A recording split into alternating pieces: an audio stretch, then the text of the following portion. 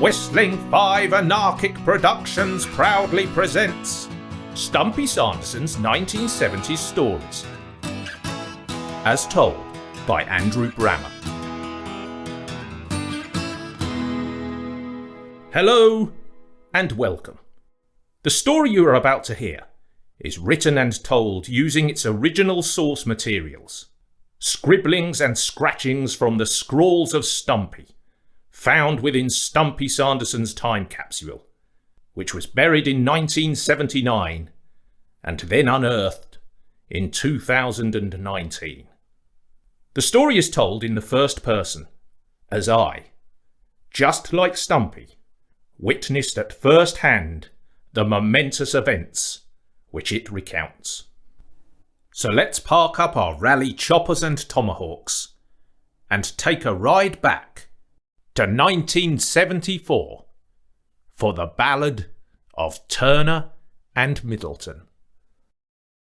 With our flares swishing in the warm late morning breeze, our clerk's commandos clicking on the pavement, Stumpy Sanderson and I walked by the shopping quadrant car park that was being relayed and tarmacked by an army of burly and sweating, string-vested workers. Passing this rough-faced chain gang, we then turned and headed into the quadrant itself, brimming with excitement and anticipation. For on this very special day, we would be witnessing one of those monumental and majestic events which leave an indelible stamp upon history. A race to decide all races. A sporting battle to settle all scores. The undoubted clash of the century. Turner the Shoe Runner versus Middleton the Magnificent. Turner the Shoe Runner was 2 years above us at school, and was a tall, angular figure with needle-like eyes, large jagged ears, and a face like a bag of choppers. He was a natural-born runner, a truly great athlete at any distance from 100 metres to cross-country, and a boy who oozed the self-belief of one who fully understands the unlimited potential of his sporting prowess. He was unbeaten in every school race he had ever entered. Yet despite his athletic wizardry, he was someone with a preference for using his talents and abilities for skullduggery and dastardly deeds. For it was the abuse of his running virtuosity that had earned Turner his nickname of the Shoe Runner. Every new school term he would appear, to the envy of all the boys in school, in a pair of brand new shoes or boots, which were at the very height and cutting edge of fashion. Wedges, moccasins, spoons, monkey boots, 18-hole cherry red Doc Martens. Yet each pair had been stolen. Stolen in the most daring and flagrant manner, for Turner's method of illicit procurement was outrageous in its execution. During a school holiday or at a weekend, with cocksure arrogance he would stroll into any one of the plethora of shoe shops in the town, a pair of battered and reeking old plimsolls on his feet. He would next try on the new fashionable footwear of his choice, and then, under the pretence of walking up and down to try them out, would simply bolt out of the shop and flee without paying, leaving behind his own rancid and rotten plimsolls. Only when they realised, too late, what was happening, would a shrieking shop assistant or a roly-poly shop manager give chase, but all in vain, as Turner would leave them trailing in the distance, like pugs chasing a greyhound. Over the years, Stumpy and I, along with countless others, had been lucky enough to witness these great shoe runs, as we saw Turner knock off one by one every shoe shop in town, until finally there was only one shop from which he had not yet attempted to liberate its stock. The ultimate Dunstable footwear emporium, Freeman Hardy, and Willis. But then, at the start of his last year at school, the year when surely he would attempt to add Freeman, Hardy, and Willis to his scroll of conquests, a not inconsiderable boulder was hurled into Turner's sea of dominance. The arrival of a rival. A broad-shouldered figure with a lantern jaw, a chiselled conch of a nose, and an immaculately sculpted quiff. A boy with honour, truth, and goodness in his veins, and with a running mastery to match that of Turner. By delicious coincidence, a boy who had secured a part-time job at Freeman, Hardy, and Willis. A boy who became known as Middleton the Magnificent. For the whole of their one solitary year at school together, during games lessons, Turner and Middleton locked deadlocked horns in the torture gardens that were the cross-country course and the running field. During games lessons, in every race they ran, in every time trial in which they competed, the result was the same. Not a cigarette paper could separate them. In the school cross-country championship, there had never been a race like it, as they both ran shoulder to shoulder at breathtaking pace. The phenomenal finish of that race was a marvel to behold, and no one who witnessed it would ever forget that moment when Turner and Middleton both crossed the winning line together, locked in a dead heat. The first time ever that Turner had not won the first prize outright. This spice only added to making their meeting later in the year at Sports Day a true clash of the titans. Because they were in the same house, the teachers kept them apart for the 400 metres, which was won easily by Middleton, and for the 800 metres, which was won easily by Turner. But in the 1500 metres, they met for their duel in the sun. And amidst the loudest roaring and cheering ever heard from a Sports Day crowd, in a race that shaved some 7 seconds off the existing school record, they again, unbelievably, dead heated. This rivalry now had to be settled once and for all. And the next day, on the school field during dinner break, it was suggested by Stumpy's elder and even shorter brother that Turner and Middleton should toss a coin for a choice of ultimate contest. Encouraged by a collective nodding of approving heads, they agreed. And, with an expectant crowd around them, including Stumpy and me, Turner called heads and won. Then, chewing on a blade of grass, he threw down the gauntlet to Middleton. I hear you've got a part-time job. Maybe I have. For dramatic effect, they spoke in a strange hybrid of Bedfordshire yokel and cod cowboy. In Freeman, Hardy and Willis. That may be so. Just so happens I've got some unfinished business with Freeman, Hardy and Willis. And that's how we'll settle this. For no one's ever caught me on a shoe run. So this is your chance for glory. I'll be in tomorrow.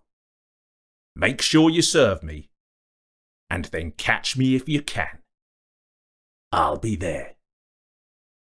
So now, as Stumpy and I made our way through the quadrant, we exchanged nods and mutters of acknowledgement with the other miscreants who stood around waiting as gaggles of gangling good-for-nothings, drawing on their players' number 6s, exchanging bets on the race to come. Following the scent of smoked haddock, Stumpy and I took our place just outside McFishery's. Just down the way from us was Freeman, Hardy and Willis, and standing outside its doorway was Middleton.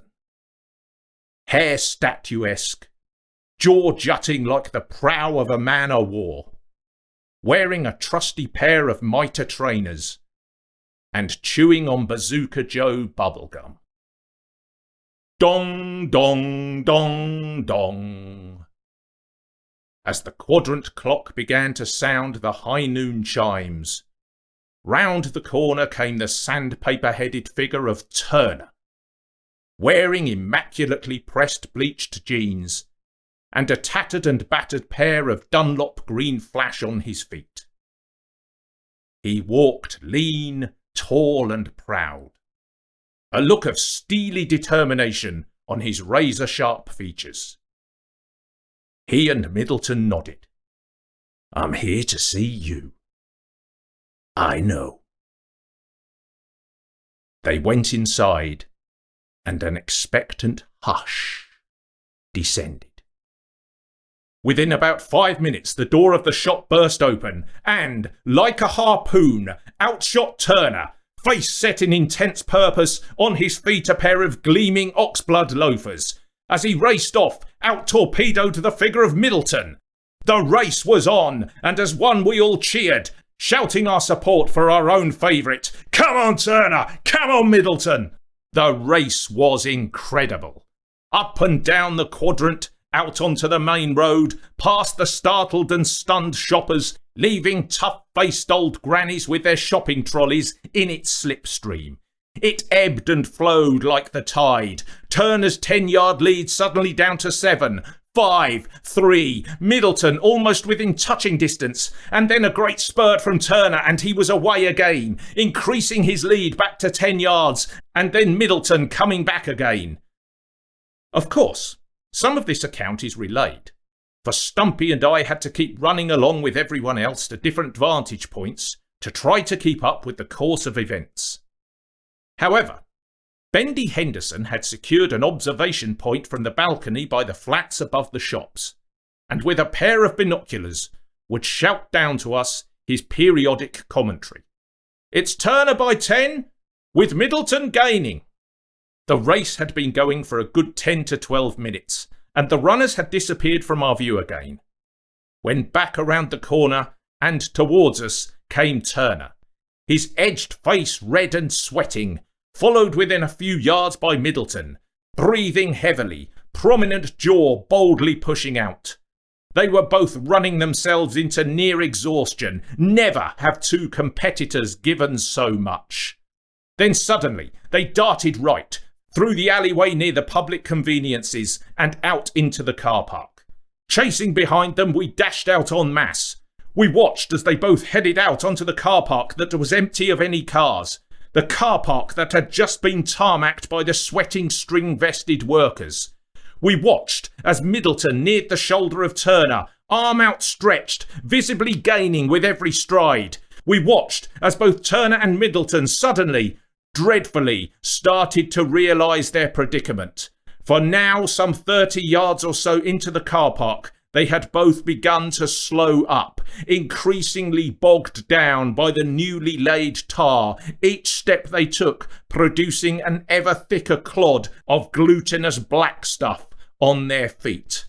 As their pace tortuously and laboriously reduced to heavy lumbering, they then, as if in some slow motion nightmare sequence, began to ponderously and agonisingly grind to a near halt, sticking in the quagmire-like surface, two mastodons caught in the La Brea pits, yet still straining and grasping, Turner just ahead, Middleton reaching out. Just then came a slaughterer's roar. "Oi, you two Herberts! Wait till we get our hands on you pair!" Running towards Turner and Middleton on the pavement that ran by the side of the car park, like monstrous beasts of prey, was a group of furious workmen, shovels and pickaxes held aloft in their garrotters' hands, their Krakatoan faces steaming and seething with volcanic anger at seeing their finished tarmac masterpiece being desecrated in such a fashion. A footnote to this story is that a few years ago I was browsing in an exhibition at a modern art gallery, and came across a large and unusual piece of sculpture by an anonymous sculptor that took pride of place in the exhibition. It was a piece showing a group of angry string-vested workmen shouting and waving tools in the air. Their attention was focused upon two figures, one reaching for the other, with what looked like goo-like material coming off their shoes. On the plinth of this sculpture was a gold-plated inscription, which read, "Not a cigarette paper could separate them. Not on a cross-country field, not on a running track, not on tar." And my mind took me back to that unforgettable summer's day, and to those two great figures, now cast forever in bronzed immortality, Turner the Shoe Runner and Middleton the Magnificent.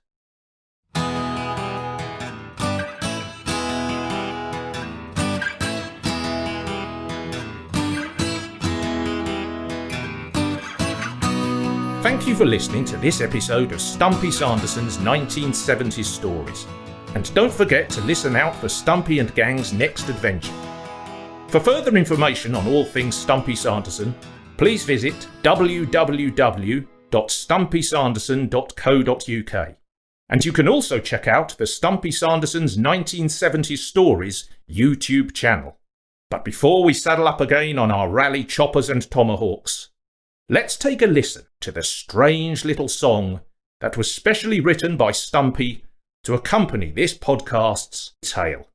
This song is performed for us now by Stumpy Sanderson's 1970s acoustic archive. Let's rock! They ran through the streets, runners too. They raced through the town, runners true, and their memory lives on, immortalised in bronze. They raced past McFisheries and Gormans too, past the golden egg in those runners' shoes, and their memory lives on, immortalised in bronze. Immortalised, immortalised in bronze.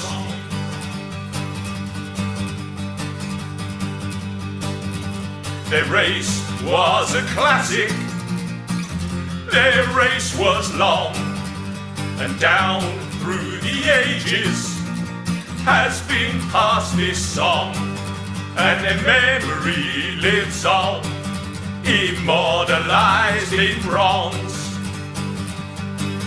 Immortalised, immortalised in bronze.